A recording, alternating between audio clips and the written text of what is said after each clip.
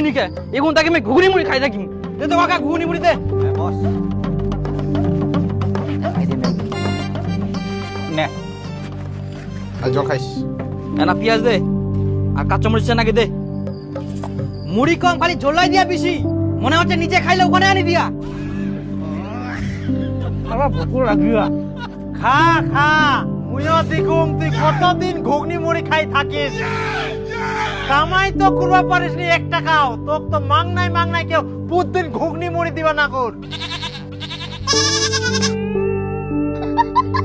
বুঝা বাবু গুরুর মতো খা আর ঘুরি বেড়া একদিন ঠিককে বুঝা বাবু দুদিন ঘুগনি মুড়ি খাবো তারপর তো ঘাসে খাওয়া হবে দেখ ফুগলুদা এত বড় হয়ে গেলে কাজের কোনো ধান্দাই নাই খালি টাইম আসে আর খাইতে ফের চলে যা আর খাওয়ার সময় কিছু শুনিবে পারবো না ইলা কথা এক না কয়ঙ্গি তোমর ভাতের থালি তুই না তোর দোকানে আসি ঘুগনি মুড়ি খা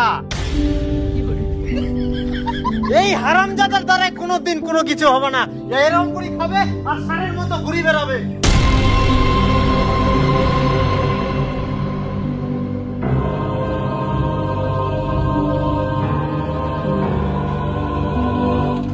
দেখ ভাই তোর কষ্ট আমি বুঝতে পারছি তুই কোনো চিন্তা করিস না আজকে থেকে তোর লাইফ আমি চেঞ্জ করে দেব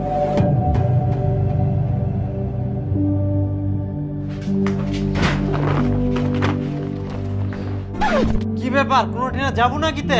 এই সুনীল কাকার বাড়ি গোসাইটো আসিয়া উন্নাই যাম এই বুড়া গাদাটা নিজে কি করা যায় এ তো কামও খুঁজিনি কিছু করিও নি সারাদিন খাহা আর ঘুরি বেড়াহা মুই তো ভাবুং এক দাদন পাঠাম কি নাকি কি করছিস হ্যাঁ মোর একটাই বেটা তুই দাদন পাঠাবা যাচ্ছিস তাহলে ও কি করি শুধরাবু তুই কো হ্যাঁ মুখ নিয়ে আর তো চিন্তা করা হবে না মা মই একটা কাজ পাই গেলু কাজ তো না এটা হচ্ছে চাকরি আর জানিস মা শুরুতে 70-80 হাজার টাকা ইনকাম কিন্তু মা ইনা জয়েনিং হওয়ার জন্য আমাকে 10,000 টাকা লাগবে হারামজাদা তুই আগে 70-80 হাজার টাকা কামাই করে দেখা তারপর 10,000 টাকা নিবা আসিস এই তো মোক ইলাকাতে ভালো লাগেনি মোক মুই এখন কাজ পাইম তখন মোক টাকা দিব চাইবা না